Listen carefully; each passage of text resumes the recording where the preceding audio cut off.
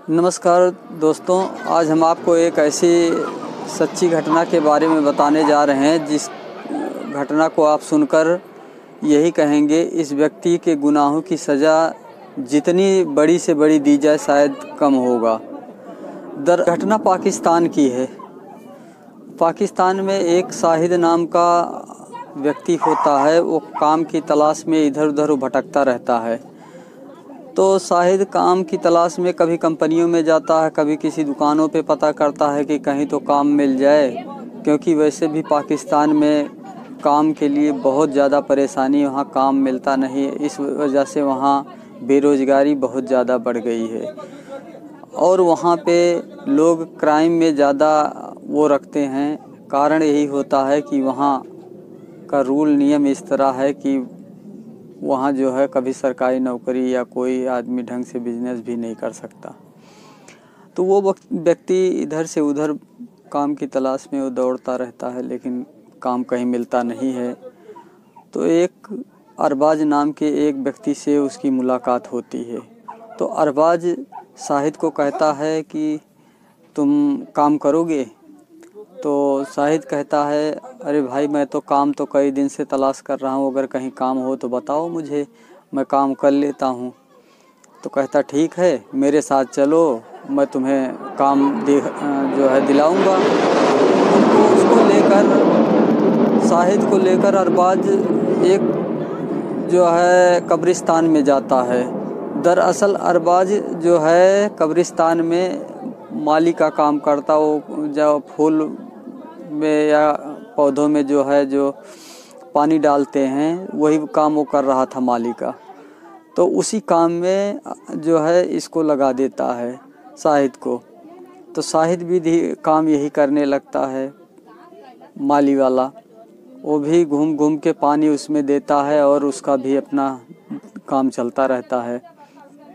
लेकिन काम करते करते एक दिन देख रहा कि अरबाज किसी कब्र में वो घुसा हुआ है और कब्र में घुसने के बाद कम से कम आधा घंटा बाद वो बाहर आता है। ये देखकर वो चौंक जाता कि आखिर ये अरबाज इसके अंदर क्यों जाता है, ये समझ नहीं आता। वो परेशान हो जाता वो कि इसमें क्या चीज़ है कि जो वो कब्र के अंदर जाता है और आधे घंटे बाद वो लौटता है। तो शाहिद अरबाज से पूछता है कि भाई, तू एक बात बता कि तू कब्र में जाके करता क्या है, ये चीज़ मेरे को बता। तो कहता है कि अरे ऐसी कोई बात नहीं है। कहता नहीं, मैंने अपनी आंखों से देखा है तुम्हें घुसते हुए और आधा घंटा बाद तुम निकले हो। तो जब वो जानता है कि नहीं, ये सारी बातें लग रहा धीरे मेरी जान गया है, तब वो सारी बातें जो है उसको वो बताता है। ये बातें सुन के उसको तनिक भी हैरानी होती नहीं है कि थोड़ा सा भी हैरानी हो उसकी बातें सुनकर। वो तो जैसे खुशी से एकदम उछलने लगता है कि ये तो बड़ी अच्छी बात है। तो वो भी अपना काम करता रहता है इधर उधर, और जब वो उसको सारी बातें बताता है तो वो कहता चलो मैं भी ऐसे करूँगा। दरअसल अरबाज जो है किसी कब्र में, जैसे औरत की कब्र होती थी, वो यही सोच के घुसता था कि ये औरत की कब्र है। वो पहचान लगा के रखता था कि किसी औरत की कब्र में घुसना है और उसी में वो घुसता था।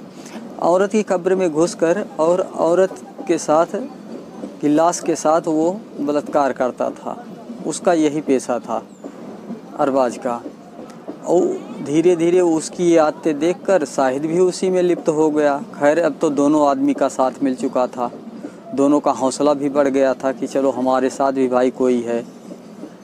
आराम से फिर दोनों ये इसी धंधे में लिप्त हो गए। उधर माली का भी काम करते थे और देखते थे कोई नया शव आया, अगर लेडीज़ की है तो दोनों अपना बारी बारी से उसके साथ रेप करते थे। ये सिलसिला अपना चलता रहा। लेकिन इसी दौरान अरबाज को कोई बीमारी हो गई, भयानक बीमारी हो गई। वो क्योंकि नशीला पदार्थ ज़्यादा लेता था, ड्रग्स वगैरह, और वो काफ़ी बीमार रहने लगा था। और बीमारी के दौरान उसकी मौत हो जाती है। ये तो अकेला पड़ जाता है। तो ये सोचता आखिर मैं क्या करूं, क्या ना करूं, मैं अकेला हूं। लेकिन फिर भी ये सोचता नहीं, मैं अब अकेले ये काम करूंगा। ये किसी को कुछ बोलता नहीं है और आराम से इस काम को अपना करते रहता है। धीरे धीरे करते करते कम से कम काफ़ी दिन ऐसे गुजर जाते हैं। एक दिन ये ऐसे किसी कब्र में घुसा था। कब्र में घुसकर जैसे ही उस औरत की लाश के साथ ये बलात्कार कर रहा था, इतने में उसके चेहरे की तरफ इसकी निगाह जाती है तो देखता है कि उस लाश की दांत जो हैं वो चमक रहे हैं, एकदम रोशनी की तरह चमक रहे हैं। तो इतने में फिर आँख की तरफ वो देखता है तो आँख की तरफ देखता है कि जैसे एक उजाला, चमक उसकी आँखों से निकल रही है उस लाश के। तो ये देखकर एकदम डर जाता, घबरा जाता कि आज तक कभी ऐसा हुआ नहीं था मेरे साथ। मैंने इतना दिन से एक कांड कर रहा हूँ लेकिन कभी ऐसा नहीं हुआ।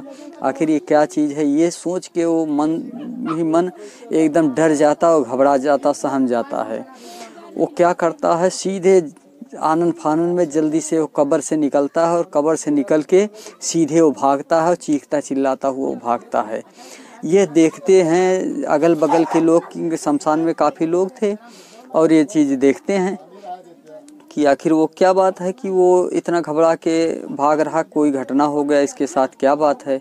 तो उसको बुलाते, भाई रुक, क्या बात है, मेरे को बता, तुझे क्या परेशानी है, हम लोगों को बताएगा तभी तो पता लगेगा। तब वो सारी बातें ऐसे से वो बताता है कि ऐसे ऐसे मैं कर रहा था और ऐसे हुआ।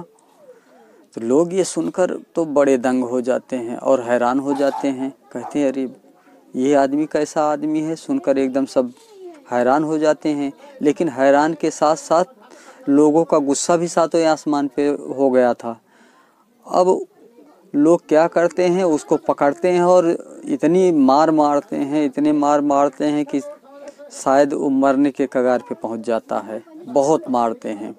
लेकिन इसी दौरान उसी में से एक शख्स वो निकलता है और कहता भाई रहने दो, छोड़ दो इसको पुलिस के हवाले हम कर देते हैं। फिर वो पुलिस को फ़ोन करता है और पुलिस आती है और उसको पकड़ती है। पुलिस पकड़ के जब उसको सख्ती से जो है पेश आके पूछताछ करती है, तब वो खुलासा करता है कि ये मैं कई सालों से ये लगातार ये काम कर रहा हूँ। मेरा एक दोस्त था, दोनों दोस्त मिलकर ये काम करते थे हम। खैर मेरा दोस्त तो मर गया लेकिन फिर भी मैं ये काम को जारी रखा हूँ। तो वो अपने बताने के अनुसार वो बता रहा था कम से कम 40 औरतों से भी ज़्यादा औरतों के साथ वो, उनकी लाशों के साथ वो घिनौना काम कर चुका था। सोचने वाली बात है कि ऐसे ऐसे लोग आज भी, पता नहीं किस मानसिकता के लोग ऐसे ऐसे आज भी पड़े हुए हैं कि ऐसी घटना को अंजाम देते हैं। ये बहुत सोचने वाली बात है। खैर पुलिस उसको पाकिस्तान में कई धाराओं में उसके ऊपर केस दर्ज करते हैं और उसको जेल भेज देते हैं। तो इस कहानी का मेन उद्देश्य यही था कि ऐसे ऐसे बुरे बुरे लोग इस समाज में आज भी हैं कि उनके अंदर पता नहीं क्या हवस की भावना है कि जो है लोग ऐसा ऐसा करते हैं। तो ये कहानी आज यहीं समाप्त होती है। हमें दीजिए इजाज़त। जय हिंद।